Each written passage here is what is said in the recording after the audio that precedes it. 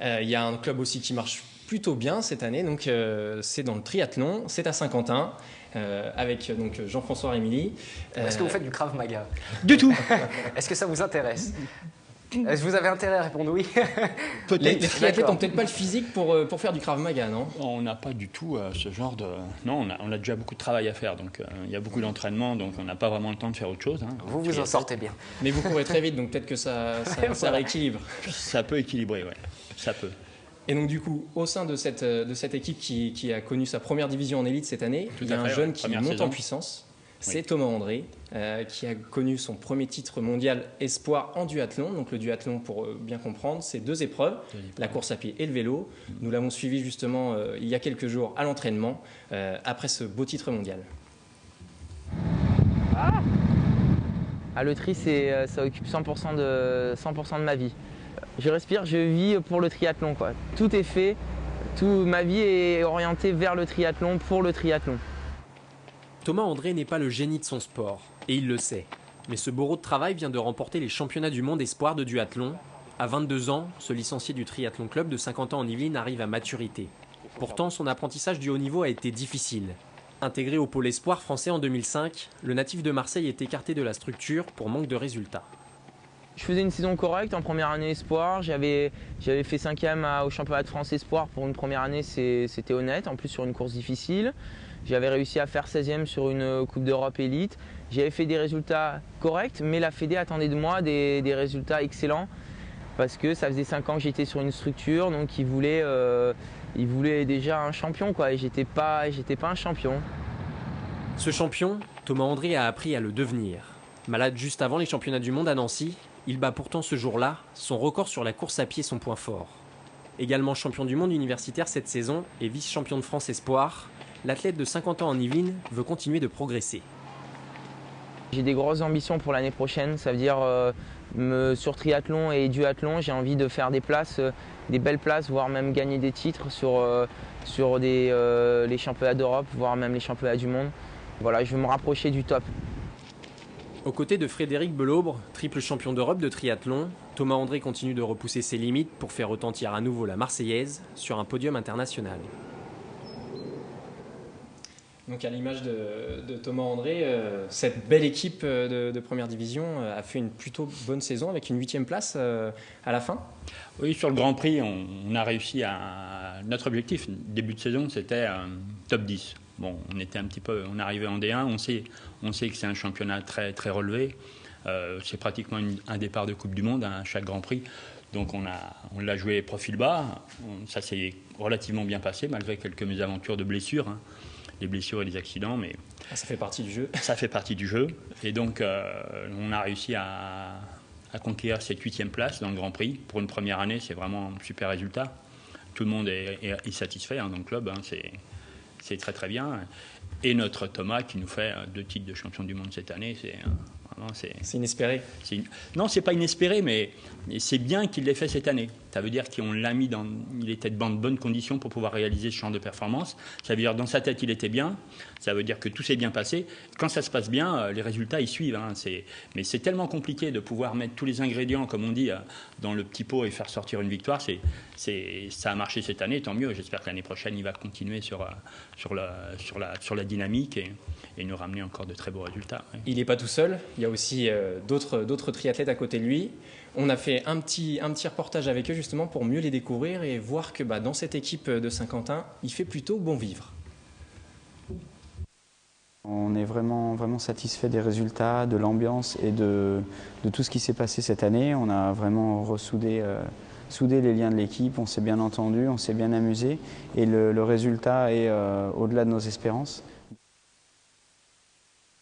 C'est super intéressant d'avoir Fred dans l'équipe parce qu'il nous fait partager un peu son expérience, ses connaissances et du coup c'est bien. Mais notre objectif du coup maintenant c'est essayer de le dépasser, mais c'est pas évident, hein. C'est vraiment pas évident. C'est Ghislain Hervé. Voilà, je pense que tout le monde a répondu la même chose. Ah, quoique. Quoique au final, non, mais on déconne tous. Après, Ghislain, c'est quelqu'un qui était déjà dans l'équipe. Du coup, le fait qu'il soit déconneur et tout, ça nous a bien intégré. Mais bon, comme on peut voir, au final, on est tous un peu des connards et c'est ce qui donne aussi une ambiance sympa dans le groupe, quoi. Donc la clé aussi peut-être de cette réussite, c'est ça, hein, comme on le voyait là, c'est cette bonne ambiance entre les athlètes, Fred Belot, Aymeric et Thomas. Ouais, il y a une bonne intégration. Hein. C'est un sport exigeant, hein, qui demande beaucoup d'entraînement, beaucoup de travail. Donc dès qu'on a un petit moment, si on peut en sortir par le fun, hein, comme on dit, hein, c'est assez fun comme sport. Donc oui, ils ont besoin de ça, hein, d'extérioriser tout ça. Et ça passe aussi par les liens qu'on crée dans une équipe. La mayonnaise a pris, donc bon, pour nous, c'est tout bénéfice. Hein, les résultats suivent. Quand c'est comme ça, on surfe. Hein, Et alors, dans les Yvelines, vous n'êtes pas le seul club qui fonctionne, puisqu'on connaît Sartrouville, où il y a aussi le podium olympique du triathlon, avec les frères Brandly notamment, et Poissy qui fonctionne plutôt bien. Tout à fait. Quelle est la recette dans les Yvelines pour avoir autant de top niveau ? C'est né ici, hein, dans le 78, donc c'est normal, c'est le berceau. Donc effectivement, ça pousse, hein, un peu partout, ça essaime. Il y a des gens qui s'intéressent, il y a beaucoup de dirigeants déjà, hein, il faut des dirigeants, hein, s'il n'y a pas de dirigeants, il n'y a pas de club. Donc il y a des dirigeants, et puis la mayonnaise, elle prend, et on a envie. Et puis c'est un sport qu'on a envie de médiatiser, parce que franchement, il n'est pas à sa place. Hein, et quand vous dites c'est né ici, ça veut dire quoi? Que tout est parti d'ici, du département? 78, oui. Ouais, les premiers clubs ont vu le jour dans le département. Tout à fait. Ouais. Poissy est dans les premiers, hein, plus anciens. Hein. Donc avec les trinosaures aussi qui sont au Mureau. Les trinosaures. Oui, les trinosaures. D'accord. Ouais, c'est pour vous dire c'est pour vous dire que c'est très ancien. Oui, c'est vrai, oui. Ouais, donc en fait, oui, c'est parti des Mureaux. Hein, c'est ancien, c'est un sport. Enfin, c'est ancien, non. On n'en est pas là. Mais alors, trop de clubs, ça tue pas le club, justement? Ça tue pas ce niveau, là? Il y a trop de concurrence, alors qu'on pourrait faire peut-être un pôle dans les Yvelines? Non, c'est l'émulation. En Ile-de-France, le pôle, oui, on en parle depuis longtemps. Oui, on souhaiterait avoir une structure qui permette à nos jeunes de pouvoir progresser, hein, et que ça joue une sorte d'émulation entre tous les clubs de l'Île-de-France, parce qu'on est quand même, disons que l'Île-de-France est quand même la ligue la plus grosse de France, puisque c'est pratiquement, on doit avoir plus de presque 6000 adhérents maintenant en Ile-de-France, rien que sur le triathlon.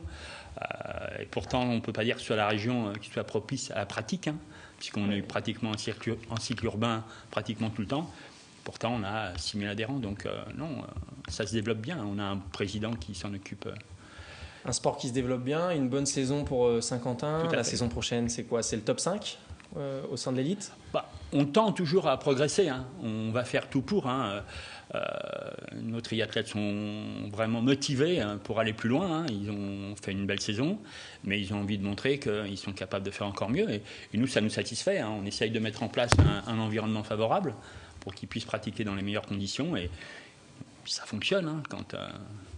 Quand ça fonctionne, c'est génial, quoi. On a des résultats. Merci Jean-François Rémy. Restez avec nous sur le plateau, on rappelle. Hein, donc ces très bons résultats enregistrés par le club de triathlon de Saint-Quentin en Yvelines. La page de sport se poursuit. On reste dans la course, globalement. Ouais, un petit peu, avec le traditionnel parcours à Montigny, hein, qui avait lieu ce week-end. Voici quelques images justement de la course, puisque notre consoeur Alice Gastine, mordue de course à pied, était présente. Et là, on vous renvoie sur l'émission de la semaine dernière. Voilà, exactement, parmi les 350 participants. Donc la caméra embarquée, comme si vous y étiez, exactement. Pour la petite histoire, le vainqueur a bouclé les 10 km en 57 minutes. Donc c'est quand même une belle performance, presque 20 à l'heure. Donc c'est une performance de triathlète. Hein. Il y a du monde au départ, il y en a un peu moins après. Un peu moins, Alice était en tête peut-être. Peut-être qu'elle était en tête ou peut-être qu'elle était un peu en retrait, je ne sais pas. En tout cas, elle court vite. Hein. Voilà, on voit ça bouge pas mal. Ça bouge pas mal, exactement. De la course à pied à la boxe, aucun rapport. Allons-y. Mais il y a un très bon combat qui s'annonce ce week-end. Est-ce que, Wilfried, vous connaissez Adila Mohammadi? Si je vous réponds non. Non. Est-ce que c'est grave? Non, c'est pas grave, mais vous allez apprendre à le connaître. C'est l'actuel champion de France des super moyens, catégorie super moyens en boxe. Il se prépare au combat de sa carrière qui va avoir lieu le week-end prochain face à l'impressionnant Britannique James Digal. Nous l'avons suivi lors de ses derniers entraînements. Donc c'est une bonne occasion de le découvrir. Et dire qu'il y a 3 ans, Adila Mohammadi a failli raccrocher les gants. À 32 ans, le boxeur Ilan Courtois est face à son plus grand défi, conquérir la ceinture de champion d'Europe des super moyens. Mais ce qui l'attend est presque l'Everest de sa catégorie, le jeune anglais James Digal, champion olympique amateur à Pékin. L'envie, ça va être dans un premier temps pas forcément de le détruire, non, l'envie ça sera tout simplement de gagner et de rentrer avec la ceinture. Ça va être ma première envie. Et je suis parti pour faire mes 12 rounds, si on peut en faire moins, on en fera moins. Lassé du monde de la boxe amateur, il rencontre Antoine Faroudjian en 2009. À ses côtés, le boxeur élan-courtois connaît une ascension fulgurante. Des premiers matchs de gala à la victoire en Coupe de la Ligue jusqu'au titre de champion de France il y a quelques mois, tout va très vite pour ce directeur de centre de loisirs, mais il reste les pieds sur terre. Ça reste un plaisir et on fait ça surtout... Tant que ça reste un plaisir, en tout cas, on me verra sur le ring. Moi, je compte monter tant que je me ferai plaisir sur un ring. Et je me ferai plaisir en venant à la salle, je continuerai à boxer, quoi. 1m83 pour 76 kg, ce boxeur d'origine comorienne possède un physique atypique. Son envie et sa rage de vaincre peuvent rivaliser avec l'expérience du Britannique, vainqueur par KO 9 fois sur ses 12 victoires. Moi, je pense que l'autre, c'est un garçon complet. Au niveau boxe, il a été champion olympique, comme je vous l'ai dit. Il est champion d'Europe. Donc, au niveau technique, tactique, c'est quelque chose de formidable. Mais ce qu'il n'a pas, c'est ce qu'il a dans les poings. Parce que j'ai des copains, enfin, des boxeurs avec qui on va mettre les gants, qu'on travaille. Ils nous disent, il défonce les murs. Donc, ça veut tout dire, vous comprenez? S'il est capable de défoncer les murs, il est capable de défoncer un bonhomme. Plus qu'une simple relation entraîneur-athlète, un rapport père-fils lié à Dila et son coach. Le duo ne se fixe pas de limite pour l'instant, mais il devra d'abord franchir l'obstacle anglais pour continuer de se faire plaisir sur le ring.